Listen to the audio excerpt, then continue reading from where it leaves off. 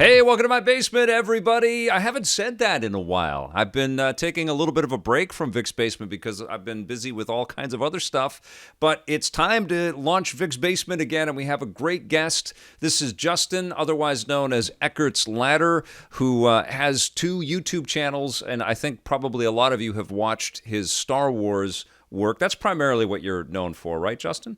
Yeah, I'd say mostly Star Wars, sci-fi. I've got a secret channel as well. You guys will never find 2+1 secret from like 2006. If anyone can find that, I'll give you $10. But yeah, I'm super happy to be here. That's a huge fan of yours, and I love the show. Oh, thanks, Matt. Well, it's great to meet you because it's the first time that we have ever connected, and we connected over Twitter.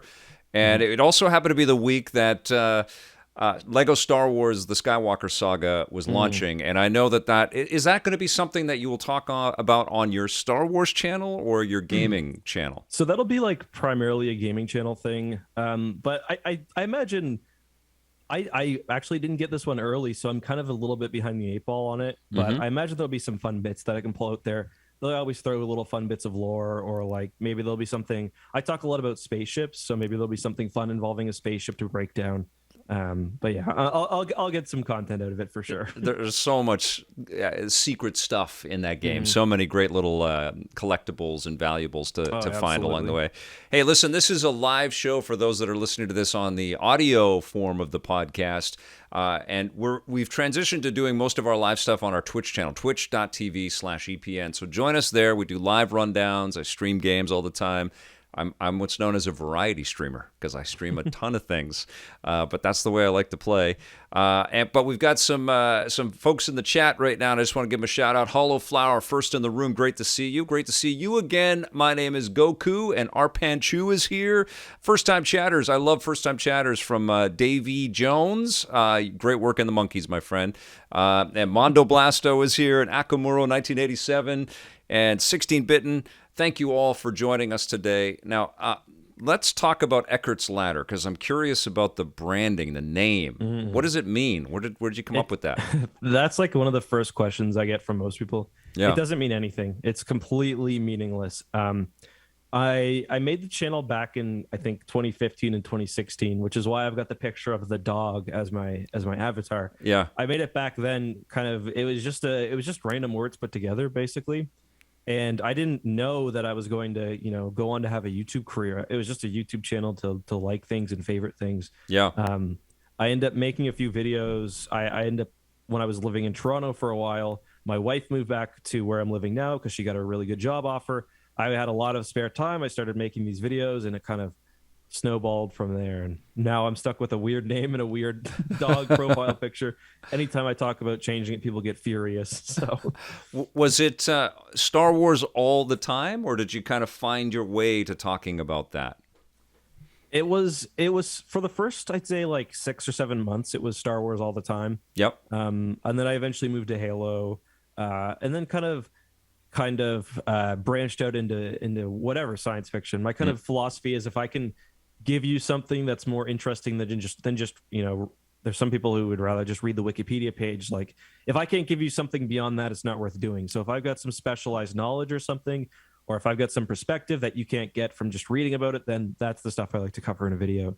I've done some weirder things. I've talked about law sometimes because that's my background.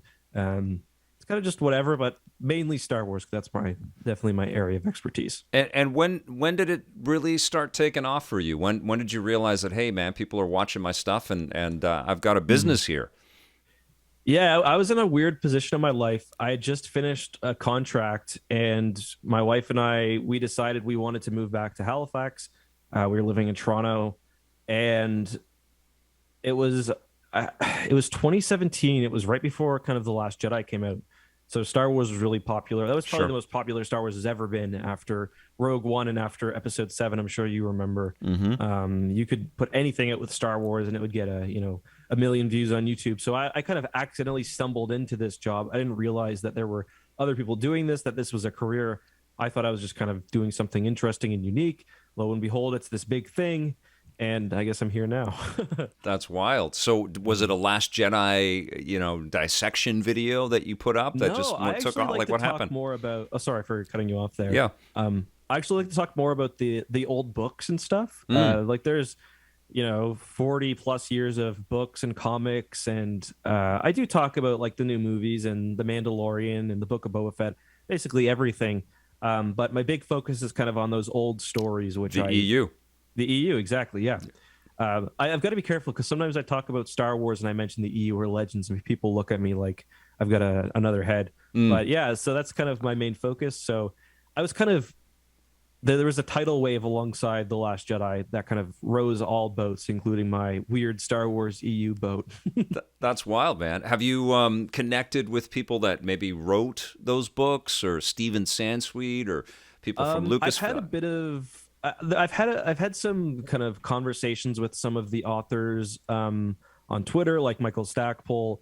I do have like a Star Wars book club podcast where we kind of go through the old books, we reread them. So I would like to get some of the authors maybe on there. I've talked to Timothy Zahn a couple of times. Just generally, pretty much anyone associated with, in my experience, with that era of Star Wars is super open to having conversations. Most of them were pretty passionate about their work. Sure. It's been kind of sad because a lot of them haven't been picked up under this kind of new publishing license, or it's not a new license, but the kind of this new generation of Star Wars books. So that's a little sad to see, and a lot of their works being cherry picked or sort of converted to the new Disney Star Wars galaxy. Exactly. Yes, I know. I read Splinter of a Mind's Eye back when it was first published, and I loved it. But I didn't go too deep and too far into the lore. Probably because I blame video games. Probably because all the other stuff was happening, and I just got obsessed with a million other things, comic books and games.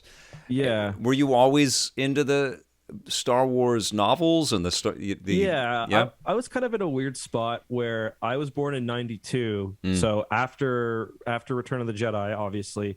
But I was introduced to Star Wars by my father. I don't remember not being, but also it was a while before the prequels came out, and I didn't know the prequels were coming out. So for me, it was like Shadows of the Empire was the big kind of thing that got me hooked into Star Wars. Not the game, movies. The book. No, the game, the game, N64 game. Okay. And then after that, the books kind of came naturally. But like it like some of your younger viewers won't remember this, but like this was a time before I had access to the internet.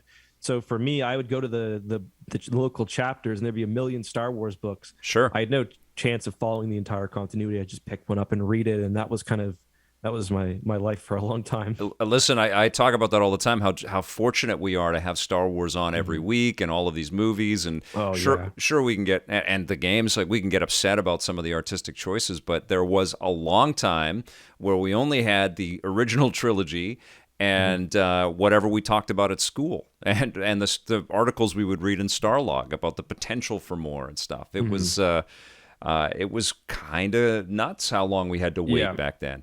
I still remember seeing the first, like I remember where I was when I saw the Phantom Menace teaser. Yeah, I would have been only 6 or 7. Yep. And like in hindsight, it's obvious there's going to be more movies because the last one they made is called 6, and there's only been 3. But like I that's one of my like strongest early memories is seeing the tank go over that hill on Naboo and looking over to my mom and being like, "This is a Star Wars movie." I just knew instantly. Yeah, it was definitely a different era, being totally awesome. Disconnected. Like you couldn't go on YouTube and see a million people talking about every aspect of production. No, especially when you're younger, or when you're not as clued in as I was at the time. So I try not to be too nostalgic because obviously it's so cool that we have access to everything at once. Totally, but yeah. There's definitely a bit of magic to not having the curtain lifted at every opportunity. Yeah, that's the big dilemma now too, right? I shake my fist at all the marketing that goes out there that spoils everything in the trailer. Worse than ever before. That's always been the line about trailers, but Spider-Man No Way Home's marketing was just atrocious. But it worked. It got $1 billion from people, and so that won't change. In fact, they'll probably spoil more things as we go from here on out. Almost certainly.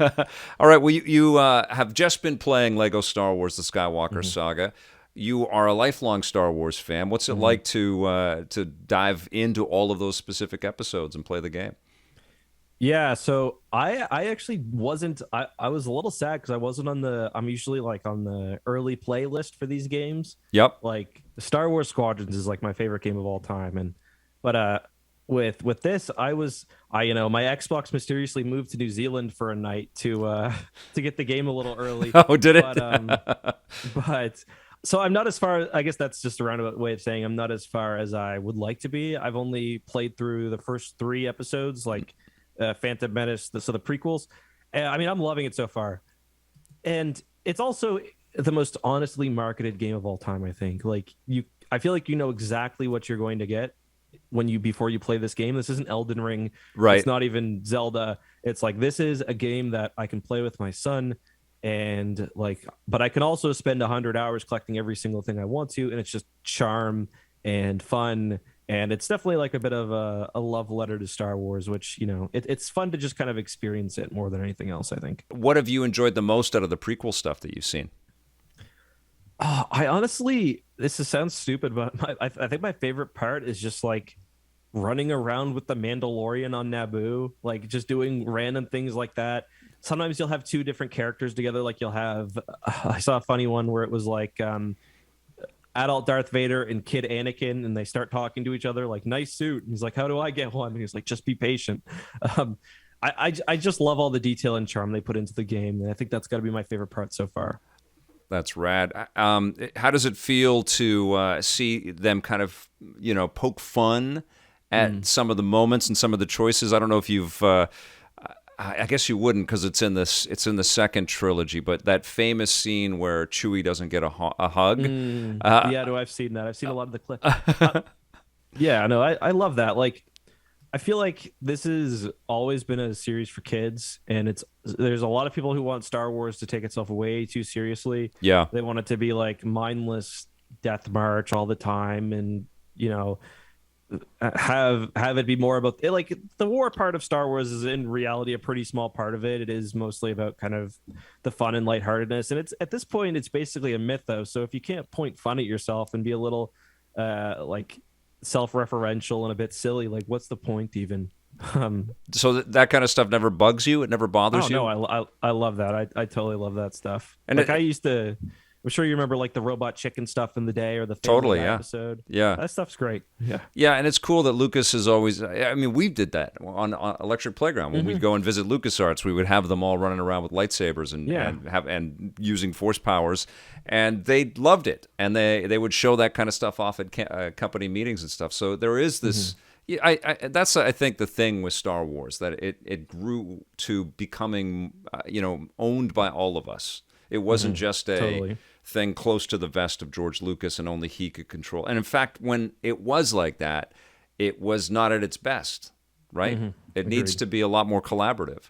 What is your favorite of the Star Wars projects? What's the thing that you hold dearest to you? That's so hard because like I've got I think the logical reality is that The Empire Strikes Back is the best made Star Wars movie. Yeah. But my favorite will always be I meant to say Empire Strikes Back will be the best. Is the best made one. That's what you said. Yeah. But my favorite's Return of the Jedi. I love the spaceships. Like I still remember almost every day coming home and like putting my face up to my CRT television with like all the fuzzies and like counting all the ships flying by, and like that's really kind of what brought the obsession to next level for me. So that's probably my favorite. Then A New Hope, then kind of, the prequels fall in there. I really like The Force Awakens as well, but The Mandalorian is really up there for me as well. What is it about The Mandalorian? Why has that sort of? I agree with you. It's an incredible show, but why, from your perspective, has it kind of won our hearts? It's not like the Luke Skywalker aspect. I like that, but it's not that. For me, it's like the early episodes of season 1 of The Mandalorian, I felt best captured kind of it's like a je ne sais quoi almost of like the original trilogy, where like him just walking through that town, like the dirty town, all these interesting aliens, and it's almost like you can tell how much love has been put into the show and how it's pioneering new technology. I guess it felt more than the sequel trilogy, certainly to me, like a, it was made by people who really, really, really love the universe, but also kind of want to do something original. Now you can argue that it devolves into fan service sometimes or whatever else, and I think there are some valid complaints in that, definitely.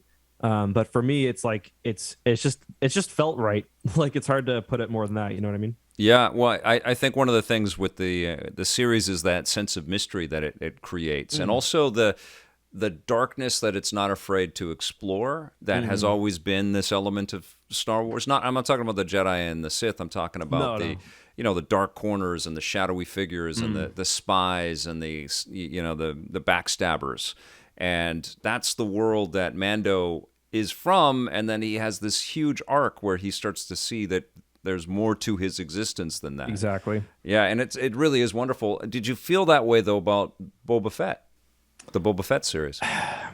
So I'm kind of mixed on the Book of Boba Fett. I'd say that I like it a lot more than most people do. I actually say. Do you have to? As a Star Wars? No, I don't. I definitely don't. In fact, for me, if I were to be brutally honest, if I want to make the most money possible as a Star Wars YouTuber, it's negativity. Yeah. Yeah, I've noticed that too. Every time I'm upset by news and I post a rundown with crappy news, people love to watch that stuff. Yeah, for sure. Yeah. No, I think for me, it's really partially because I love Return of the Jedi so much. And it's the show the show feels a lot like Return of the Jedi to me. I mean, they're literally on Tatooine. I love the planet Tatooine, which I know is a weird thing to love. It's a boring sandball. Yeah, I'm a bit done with Tatooine myself. Yeah, we keep going back to it, and now we're going to go there with Obi-Wan here in a second.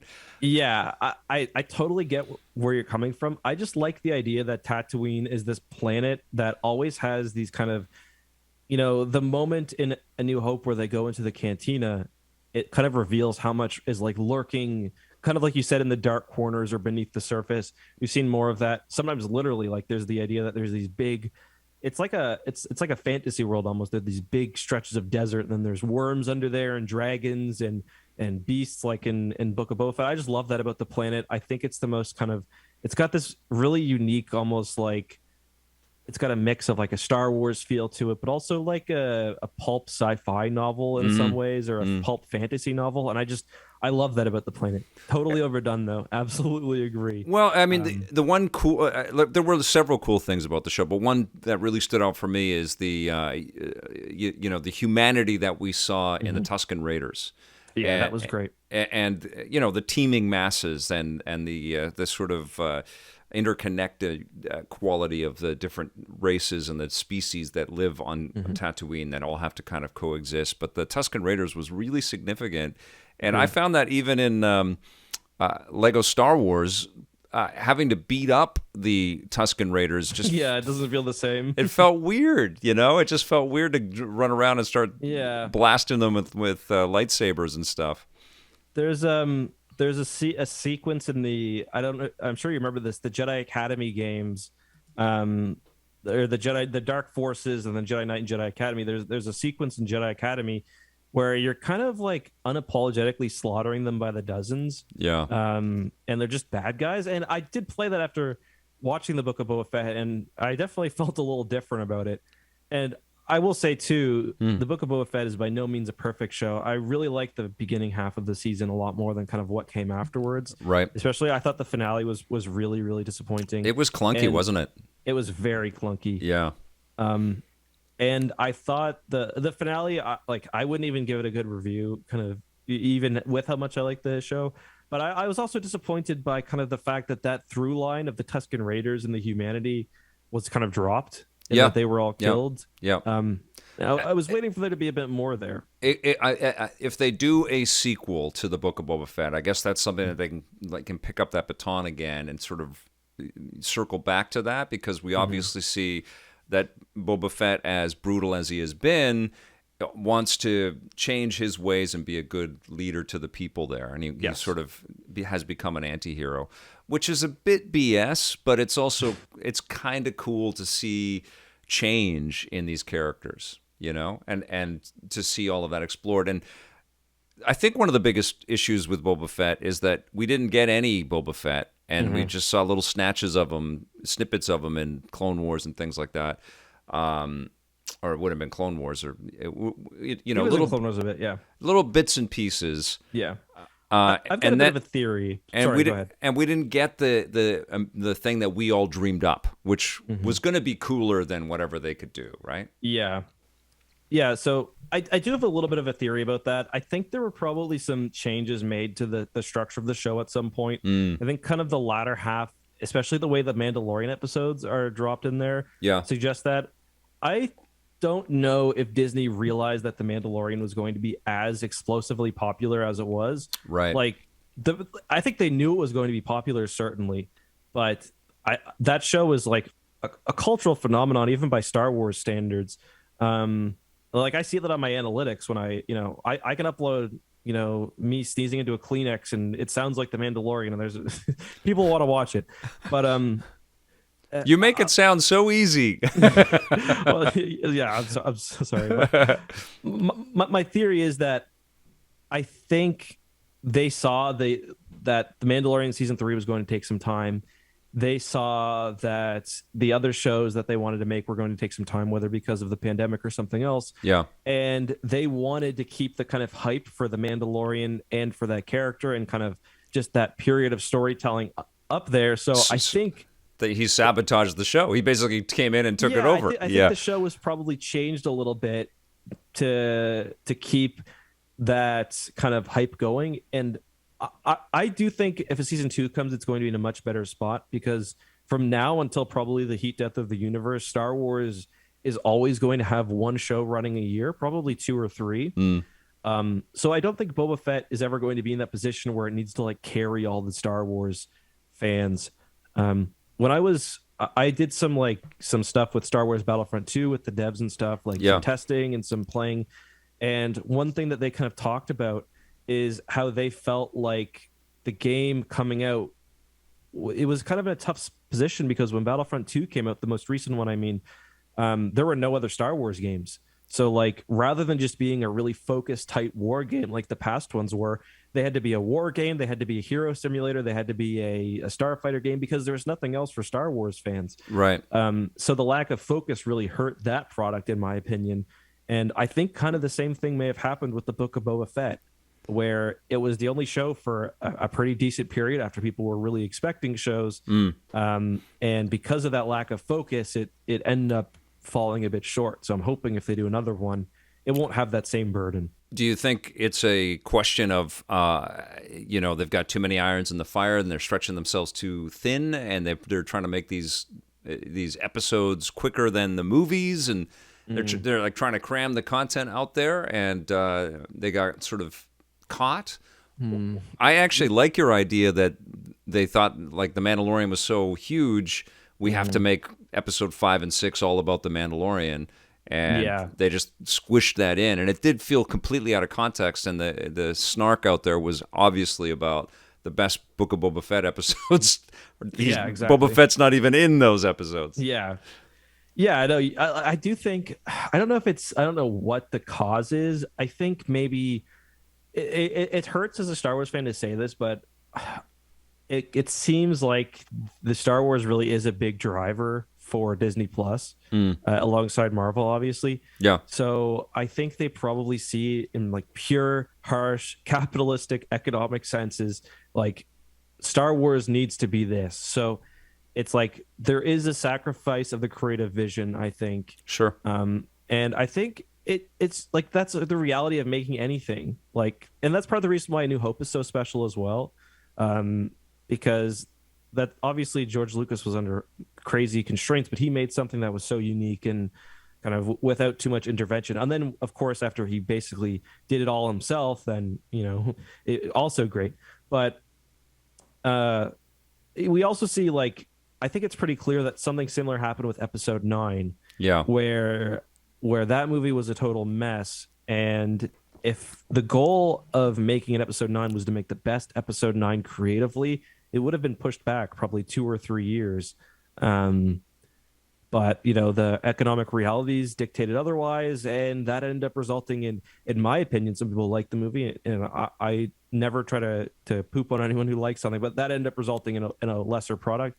I think probably the same thing happened with the Book of Boba Fett. If I were to guess, I do think that episode 5 was probably meant as whatever the first episode was of The Mandalorian. Yeah, I do think that was probably meant to be season 1 or season 3, episode 1 of The Mandalorian, and then it got kind of shuffled around a bit. Holy moly, yeah, that makes total sense, because it didn't make sense that he just took over the show in the middle of the season. What are your predictions and expectations for Obi-Wan? I don't know. I'm kind of of two minds about it. Where the Obi-Wan show that I would like to see, I don't think makes any money because it's very introspective. I don't love the idea of, and I'm going to say spoiler alert, but I think they've kind of confirmed it. It seems like, and again, spoiler alert, Obi-Wan and Vader will probably have some sort of meeting in this show. We'll probably have a lightsaber fight even. And I'm open to that idea, but it's probably not the show that I would have made. Right. I think my show would have been very flashback heavy. Hayden and Ewan still look as they did in the prequels with a little bit of makeup, so it would have been lots of that. But I mean, I'm still excited. I think it's going to be great. So you would have said it earlier then, and maybe not locked it to Tatooine? I think what I would have done is I would have had Obi-Wan physically locked onto Tatooine, but then kind of had flashbacks looking at the Clone Wars, maybe have a bit more of Anakin's fall. They might do that. I think they probably will do that to an extent. Yeah. Especially where they have like an Ahsoka actress now. Yeah.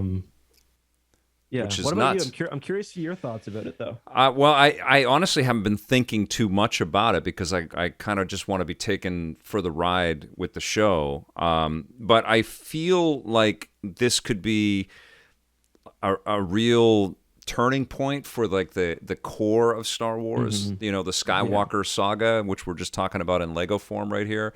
He's a central character. Like he is a linchpin, sure. Right? And Anakin is. He is Star Wars. He is like the birth of the whole franchise in a way, right?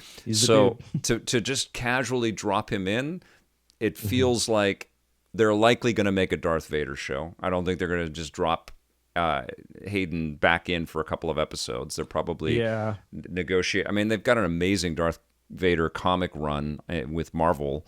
There's lots of I would love to see what is it, Dr. Dr. Aphra, Aphra. There's so much that they can do if they start pivoting in with these characters. I also want them to make a young, Luke show, and maybe not with Mark Hamill. Maybe not having to sort of force Mark Hamill to be a part. I wouldn't be opposed to that, but I guess that's what I'm thinking. It's like this is the clandestine way to scrub some of the bad taste in people's mouths that happened with the sequel trilogy. But I also feel like if this is successful, because I happen to love those characters from the sequel trilogy. I think they did a really awesome job. Yeah, they cast awesome actors and they made interesting characters. I love Force Awakens. That was just, it felt amazing to go to that movie. There was lots of interesting elements in 7 and in 8, and there was lots of interesting elements in 9. But yeah, they were fighting each other, those two movies. It was so weird. Yeah, absolutely. It's like 9 was almost a response to 8 in a way that it's not kind of enjoyable as a fan to watch. And I totally agree in that I absolutely love the characters, and that's why listen, episode 7 also has major problems. It's a soft remake. Yes. You really notice that playing Lego Star Wars. You really do. Yeah. Because they made an awesome Force Awakens Lego Star Wars game. That was really fun. But to see them all next to each other and then to do the trench run again in Force Awakens, it's like, this is just too much, man. It's too much like episode 4 again. And I was willing to accept that totally because the characters they introduced were so likable and so compelling. Yeah. That I was willing to look past pretty much all of that if episode 8 delivered, and people are going to be debating whether it did until again the heat death of the universe. But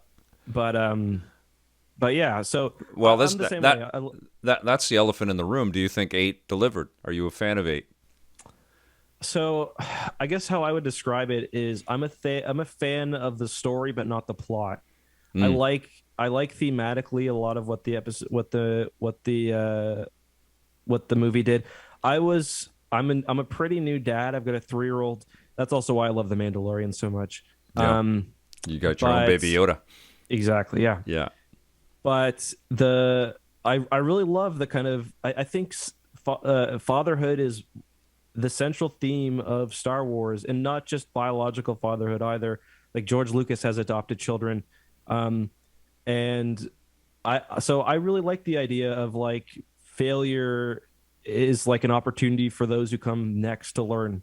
I Mm, love that. mm. I don't love the plot. I don't love Snoke being killed necessarily. I don't love like what movie did you make after episode 8? I don't know. Yeah.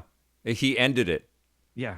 That's the biggest. I know. When you really boil it down, it's like there's no rebel force left. Yeah. Everybody's dead, and and Luke is dead. So Yeah. hope is dead. Yeah, Good night, exactly. everybody. So it's like I think about the movie in like an out there sense. Yeah. Like and it's a very very well made movie as well. Yes, it But I is. can't like a lot of what the plot is as much as I like the themes and the like I said the story versus the plot is Yeah. probably how I'd put it. So, Yeah. Every sort of mission is a failure yeah, in that movie, isn't it? Like yeah, Ray going for to sure. Luke to Mhm. get his help fails. Mhm. The Canto Bite mission, which is 45 minutes of the movie, Yeah, way too long. fail. That has nothing. Poe fails. You Mhm. know, Holdo dies, fails. I mean, she kills herself in a Akbar success. dies. We're all Akbar sad dies about. off screen. Yeah. Oh my God. Okay, we're relitigating. Yeah, exactly. All right. Well, let's pivot a little bit here because I know Okay, you've sure. been watching the Halo series, and I just started watching it yesterday. Okay. There is a lot of venom. I didn't call up any footage or anything like that because Mm. it's They're all very happening. claim And, heavy. and they claim everything. We talked Paramount, a little yeah. bit about that. Yeah, you have to be careful on the YouTubes. Mhm. But Halo, what do you think of the show? I don't like it. It sucks because I'm a huge Halo fan. Yeah. Like I'm 30, so like I'm pretty much the perfect age to like have gotten in early. Like I remember buying Halo before I knew what Halo was. I thought it was like a Call of Duty type game.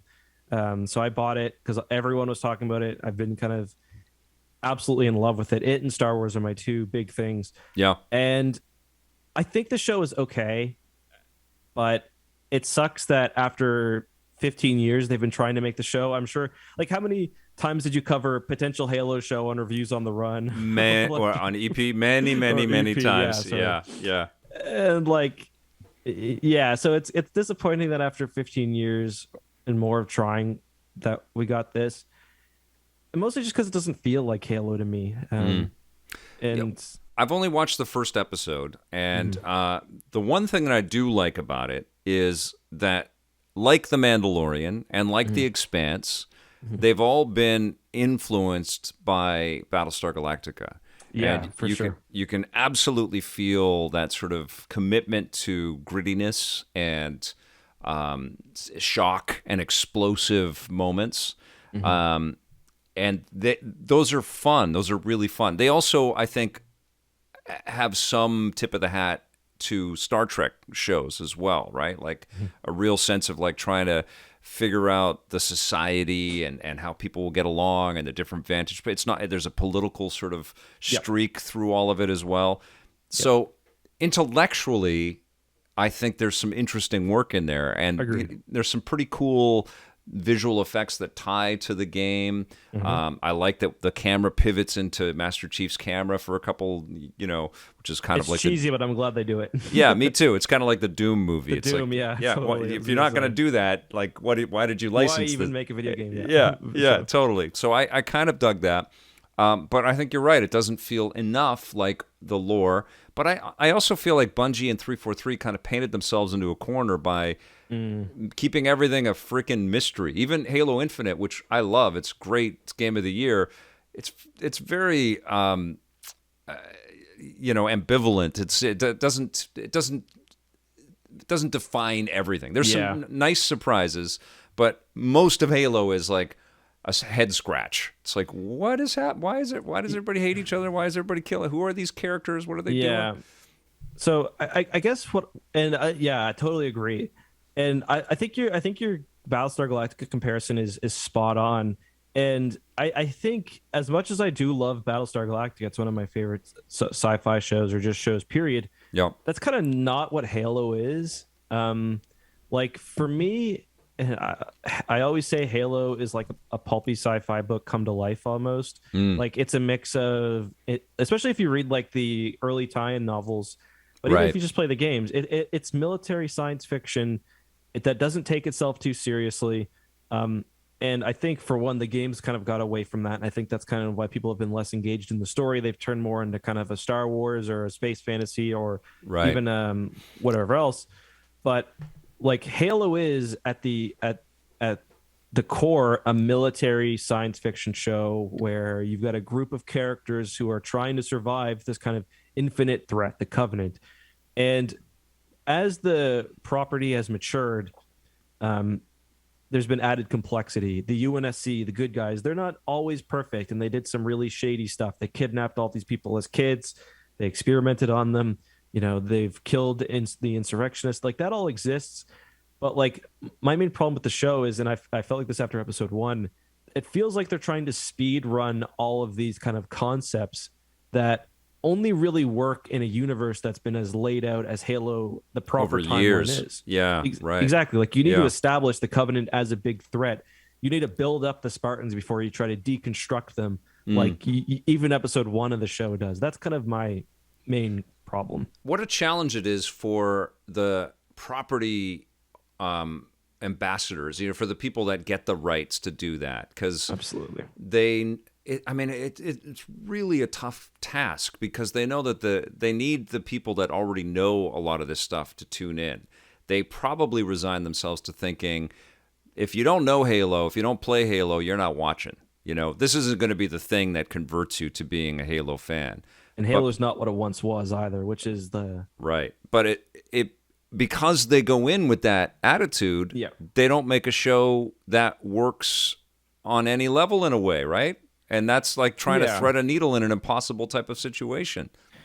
I agree, but I also think that they could have been more confident in the source material, to be honest. Yeah. And I was a little bit maybe dismissive of what Halo is, but I think there's a reason why,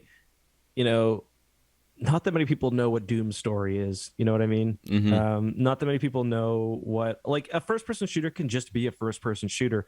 And Halo could have just been a vehicle to kill aliens. But I think there's a reason why so many people connected with the story.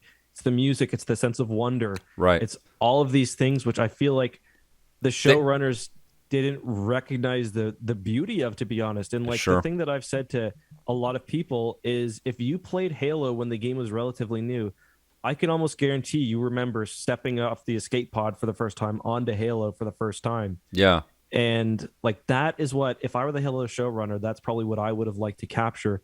And I would have been more confident in the source material, because I think there's a reason it's so popular. Do you think the show is unsalvageable, or do you think they're working towards... Because I'll tell you what, like, if a show gets to a second season, not always a third season, right? Because if you're making mistakes all the way along, but if the showrunners get a chance to get to a second season, you often see that embellishment and that sort of tying things back. I remember Arrow's second season. Yeah. Just got way stronger, and the Flash, I think, also, there's lots of shows that we can point to. Do you think Halo can do that, or is it too far gone? And I've only seen the first episode, and so my question really is, like, are you going to stay with it, or have you given up? So I'm gonna give it. I don't know if you'll like this answer, you'll dislike it. Yeah, it's unsalvageable as the show that I wanted. It will never be my Halo show, but I don't think it's going to be bad. I don't think it's unsalvageable as a good show. So I think it could still be good, right? But it won't be, it'll be a show that has a Halo coat of paint, not kind of what I would want. And listen, that's totally fine, because I'm just one nerd. The show has to appeal to a million nerds. Right. So I am gonna watch the entire series. I've waited 20 years for this. I'm gonna watch it. Yep. I've enjoyed. Peter Jackman was on there for a long time, and then Yeah, Neil. and District. Yeah, what's his name? Neil Blomkamp. Neil Blomkamp. Yeah. Yeah, that would have been a show I would have liked to, or a Yes. movie I would have loved to have seen. He gets screwed over and over again. He had Alien. I think he was on Predator for a while. Yeah, and he's had it. That's why he's always building his own studios and doing his own things. And the funny thing is, like, Halo's experimented with shorts in the past, especially Right. Trailer shorts. There's one that they put out for Halo 3 ODST Yeah. that is brutal and visceral, and that can't be your whole show. But I think that's closer to my vision of what Halo could look like. Right. Where it's less focused on interpersonal relationships early on. Of course, you can introduce the conflict for Master Chief's humanity early on, but I think you got to establish the Covenant are an existential threat to humanity, and like this war is seeing our cities or planets turn to glass, and then there's this mega structure, and like that I think is enough to carry the early seasons of the show without having to look to I don't want to spoil anything for you, so I'll just leave it at that. I think how is it doing? Like, it's probably the most important thing for Paramount Plus right now. Is it doing well? Like, are there a lot of new subscribers, a lot of viewers for the service? That's the hardest thing to tell. Like, I try to talk about that stuff on my channel sometimes to get a look at how well something is doing, and there's no Nielsen box anymore for these streaming services. Nielsen does try, but these numbers are really tightly locked down. Paramount Plus said that it was their most successful premiere to date, but like, I don't know what, like, what were you up against? Because like, I think like even the Star Trek shows are premiere on cable, so I don't think that counts either. Right, and Yellowstone's I know on that cable too. They've actually said season 2 is coming, but they've also lost their showrunner, so it's like, oh wow, yeah. Well, I mean, we see. Do you watch the Star Trek stuff? Not really, no. Because that also has a lot of detractors. I have a lot of friends that are huge Star Wars fans that just hate what is going on with Discovery and Picard and everything. But there is an embellishment of the universe, and they're making enough money and they're getting enough viewers that they keep going.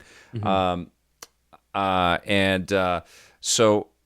I feel like if this has the viewership and the eyeballs, Halo isn't going away. Halo is going to slowly become potentially movie and TV shows, and Which, that's good. And I think they've somewhat, there's been all the talk about the silver timeline, so they still could do I worry about like the average fan, the average person who sees Halo isn't going to care whether this is the game's timeline or this alternate timeline that they're talking about now. Yeah. But I've also heard this. I admit, besides for the original series, I'm not a big Star Trek guy. But I've heard that those shows have improved quite a bit too, especially Discovery. Yep. I'm a fan of Discovery. I'm not so hardcore with Star Trek that I can't just appreciate. Again, another show that absolutely borrows from Battlestar Galactica. BSG, it was so influential in this world. Yeah, I'm wondering how the remake of BSG is going to come. But but yeah, it's just I think there's potential for a lot that's good there. I do think. It feels to me like they liked the idea of Halo, but thought that it was maybe a little too geeky. Yeah. And like they wanted to make it appeal a bit broadly. And I think it's lost a bit of its heart that way. But I can't help but love Pablo Schreiber. I believe that's his name, who plays Master Chief. Yep. I love all the, and they're actually pulling from, like we talked about the Star Wars expanded universe. Halo actually has a pretty well developed expanded universe as well. And they've kind of been slowly pulling lots of interesting stuff from there, like Parangowski, who's I think she was in episode 1. She's like she's the admiral. She appeared in the books. There's some locations that you'll see in episode 2 that appear in the books. That's so Halsey cool. originally was a book character. Halo is very different from Star Wars in that the games actually directly incorporated a lot of what came in the books into their material, especially like Halo Reach, whereas Star Wars, Coruscant came from a book beforehand and a few other things, but largely they were kind of their own separate things. Oh, interesting. Oh man, that's so cool. Was Lucasfilm then So the Coruscant didn't appear in the prequels until it had already been in a novel. Yeah, so I'll put a little bit. George Lucas had the idea for a planet that would, it was called Had Abaddon, and that was that's where the climax of Return of the Jedi would have been, on this imperial world, not unlike Coruscant, an imperial city. So a city world. Yes, maybe not a city world, but a world with a very big city at least. Gotcha. Like Los Angeles. Yeah, sure. probably less smoggy, but less rats as well. Yeah. But George Lucas, or sorry, I can't remember. I think it was Timothy Zahn in the original Thrawn trilogy, Heir to the Empire, introduces Coruscant as a planet, and that book came out, I think, in 1992. So a full 7 years before it appeared on screen. So much so that, and it's kind of funny because a lot of these things that, you know, are ubiquitous now, like the name Palpatine, for example, that never appears in until episode 1, where he's the senator. But it was in the original novelization. So it's kind of funny because if you go listen to a Star Wars audiobook back in the day that's covering, say, the Thrawn trilogy, it's not Coruscant and Palpatine, it's Coruscant and Palpatine, because they didn't even know how to say the words yet. That's amazing. So there's like about a dozen, or there's like a bunch of little things that first appeared in the expanded universe, you know, back in the 90s or even earlier, which ended up affecting the movies. But I think the more interesting thing is these kind of foundational things about how the universe actually works, like how the ships fly, all these things that if you're reading Star Wars books nowadays, or looking at any of the reference books, or getting really into the things, they're kind of all built off the same stuff, which, as like, I'm a nerd, obviously. I like to go back and kind of see how these things tie together, where one thing comes from. Sure. So I thought it's there's a lot that's cool there. I can see it, and I hear it in your voice, and I'm wondering, you've pivoted to this being your obsession and your hobby and your escape from the realities. You used to be a lawyer. What is it like now to make it your job? Do you still get the same joy out of this stuff, or is it a bit exhausting, or are you still inspired by all of it? It's hard because it is exhausting sometimes, and I don't know if the same joy is there, but I think that might also just be kind of getting older, and like, it's hard to capture that joy for anything. And that's like why I try not to be too harsh on anything, whether it's the Halo TV show, whether it's a new Halo game or a new Star Wars game. It's like, I'm expecting these things that I loved when I was a kid, you know, like, I'm saying I want this game to make me feel like when I played Halo 1 for the first time, but I can never be 9 years old again. You know what I mean? Sure. But in a way, I don't like when I have time off, I don't do as many Star Wars things as I would have otherwise. But there are definitely still moments where I was almost sleepless before the Mandalorian season 2 finale, and that had nothing to do with my job. You know what I mean? Yeah. I don't think you can fake that stuff, right? Like, you got to show up with, it's got to be in you, but certainly it's a different perspective. I honestly, you and I were talking a little bit about this. Like, I discovered a long time ago with EP that if I was just focused on one or two things, I would start to go. I mean, that's why we started covering movies and TV shows. Like, I love video games, but I can't just make my whole thing about video games. I can't just be playing games all the time and talking about video games all the time. That's why I review movies and, talk to people that build different things.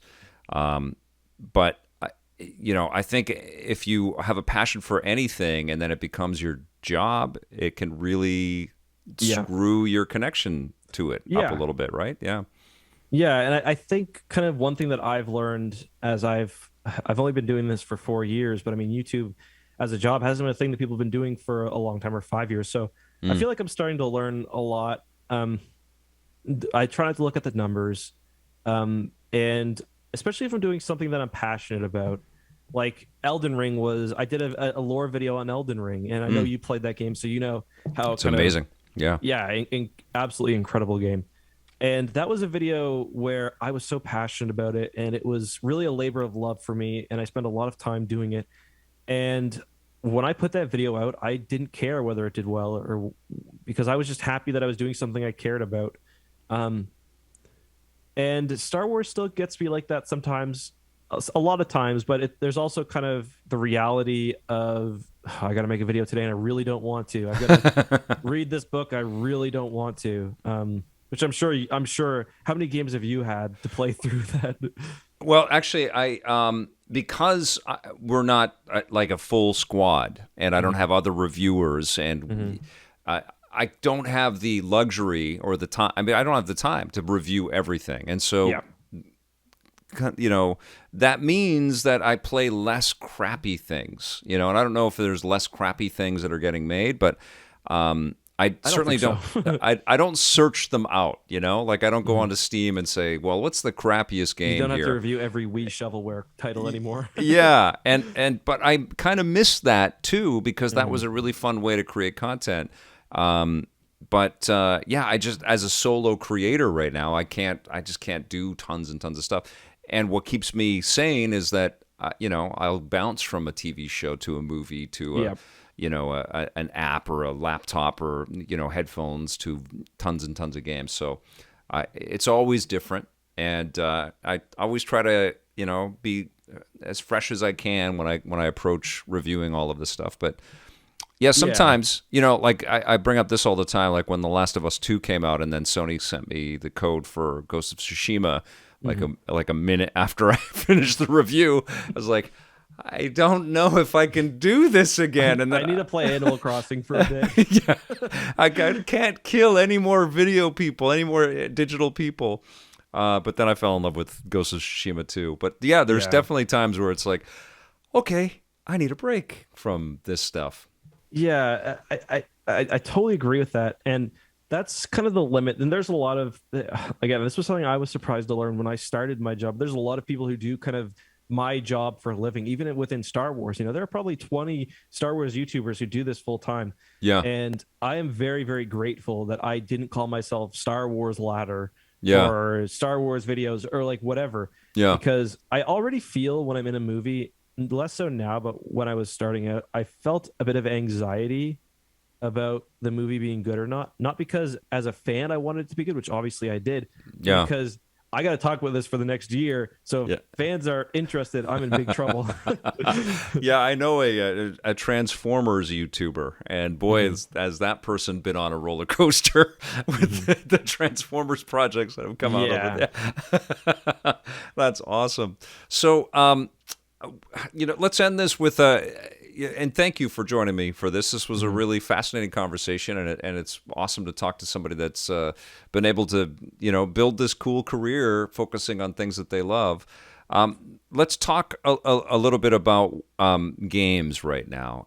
Please. Yeah, and let's keep it into Star Wars. Okay, sure. Okay, we've got Lego Star Wars out right now, and looks like a Jedi Fallen Order 2 coming up this year. Yep. What is the Star Wars game that you are dying to be made, that you really love and would or you haven't seen? Like what is the video game universe? What haven't they gifted you yet? It's really hard with Star Wars because there's been so many games. I feel like pretty much everything has been hit. And the games that I want exist in some form, but need to be better. You know what I mean? So one of my favorite games of all time, easily, that flew largely under the radar was Star Wars Squadrons. And I think we talked about this a little bit before we started. Yeah. That was my dream game. I bought a flight stick for that game. There was an incredible, a lot of people don't realize, but that game, it's very tight mechanically. So it developed a real online community that still exists to this day. Kind of dead on arrival though nowadays because no live service attached. There was 6 maps and 1 game mode, and that's it. So it's incredible that it's managed to live on. But like with that game, I threw a $20,000 tournament because I was like, I care about this so much. I want to get sponsors. I want to do all this. So like that's the game for me. That, and I play a lot of Squadrons and a lot of Star Wars Empire at War, which is still alive through the modding scene. You're a huge spaceship guy, right? Of course they made Huge it for you. spaceship guy. Yeah, Yeah. exactly. No, I love Squadrons too. It completely blows me away. But it doesn't have the biggest online community. Every time I log in, whether I'm on PC, because I've got it on my Steam Deck and I play it on the Steam Deck every once in a while, it's an amazing game. And do you play it in VR or do you play it flat I don't screen? because it hurts my neck, honestly, to play it in VR. But like I was like that was the game where I was fully committed to like we used to stream that every day. Cool. It was my dream game, and it was the dream game for a lot of people out there. The old X-Wing and TIE Fighter games, made in the 90s, they still have active player. Those Like are amazing. the flight sim and it's more of an arcade sim, but the flight community is very tight, and they'll play a game for a long time. So yeah, Squadrons was So like a so Squadrons 2. Squadrons too. Yeah, please, Disney and Lucasfilm and EA, make more of that. Would you say got to. make more of that over Dead Space? Because it's motive. Mm, Or are you super yes. psyched for Dead Space? I'm Yes. super psyched for Dead Space, but Squadrons is probably ignoring nostalgia of like Mario 64, SimCity 4. Squadrons is probably my favorite video game of all time, right up there with Halo 3. That's awesome. There's nothing like it, and like especially if you play competitive with a full squad, there's nothing like your buddy's on the Y wing and you're covering him in an A wing, and the two X wings are running interference. Like when I hosted these tournaments, there were these esports teams that like Squadrons for a while was basically their job. So to see the level of communication and strategy, Why didn't they stay with that? I mean, to hear the passion that you and your colleague, like, why didn't EA and Lucasfilm just stay on it and keep making new maps? I honestly think it was an opportunity cost thing, where it was the AA price point that got them in the door. Right. Like this will be a AA development cost. I think COVID probably messed up development a bit. But like I talked to the lead dev on that game all the time. I played Squadrons with like Sam Witwer. Like people love this game, and it's interesting because it's very much like a Halo game at the heart of it, in that it's very tight mechanically. It's it's equal map. It's one team versus one team, heavy coordination, all about positioning. And I think that EA, to be honest, is incredibly stupid and just Star Wars hasn't had an esports ready game, Right. besides for Squadrons. And it's 2022. Esports have literally never been more popular than they are now. Yeah. One of my biggest regrets is not hosting the tournament that I did earlier on in the game's life, because not saying that I could have done anything to change the fate of the game. I don't think I could, but I may have made EA aware of like the potential that really exists in a.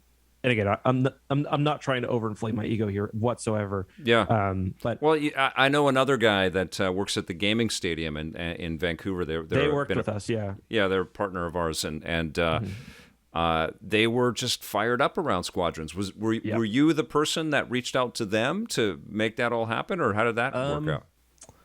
I think it was a member of my production team who reached out to them. Yeah. Because like we had for one, actual like esports casters. We had like some, and again, I'm not. This isn't something that I can brag about because I just assembled the team. They did all the incredible stuff. Yeah. But like we had full kind of new ways to broadcast the game. We had graphics made up, and it's kind of interesting because I'm disappointed in what I see with Halo Infinite, because that's another game where there's infinite potential, but it feels like it's being mismanaged. I reached out to the gaming stadium, and we secured sponsors and everything else. We wanted to do. I signed a contract essentially for 12 more tournaments, this time for Halo Infinite, and there's just no interest in the game right now. Yeah.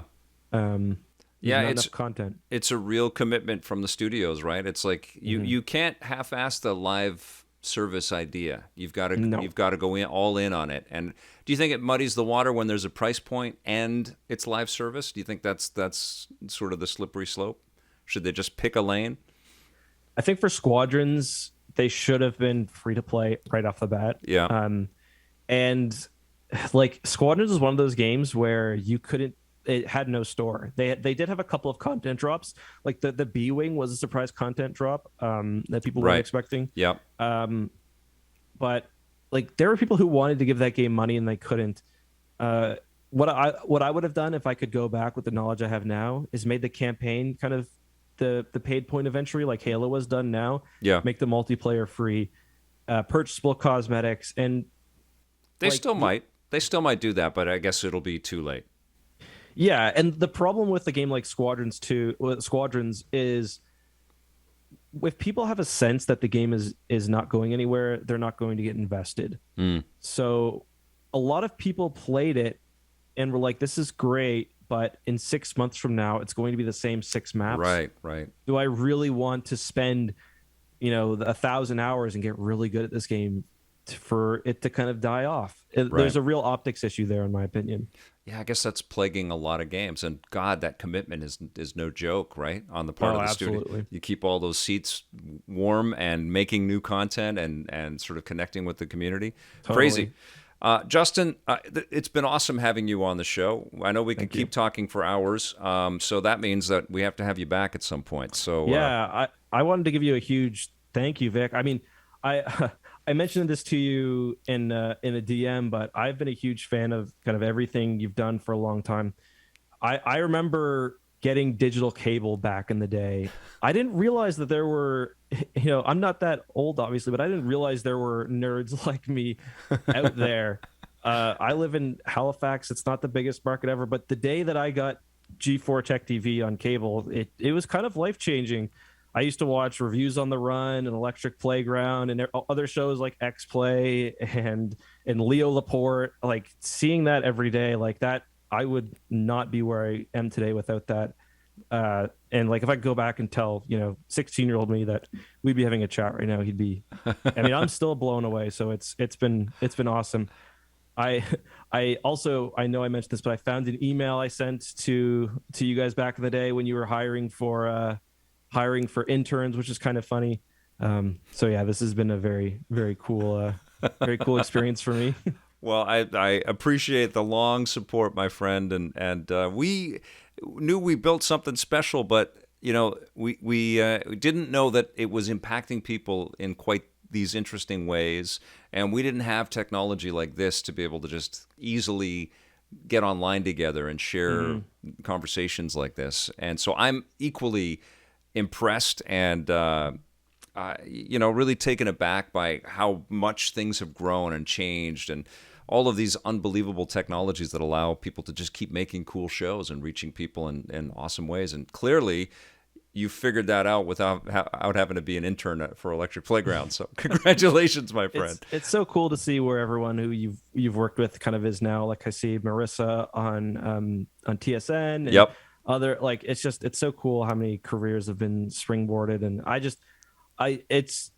think Canada especially needs more of that. I'd love to see kind of more of that for Canadians. And like I really like what you're doing now on YouTube. I think it's phenomenal, and what the gaming stadium is doing. So yeah, just wanted to express my appreciation. Anytime you need me, I'm here. Well, Obi-Wan is coming up, so I think that's probably our next point to connect. And maybe I can get Sam Witwer and David Collins, and the four of us can have a big old Star Wars Sam nerd Witwer fest. Is a very, very good Squadrons player as well. He's a dope guy. He's an awesome dude.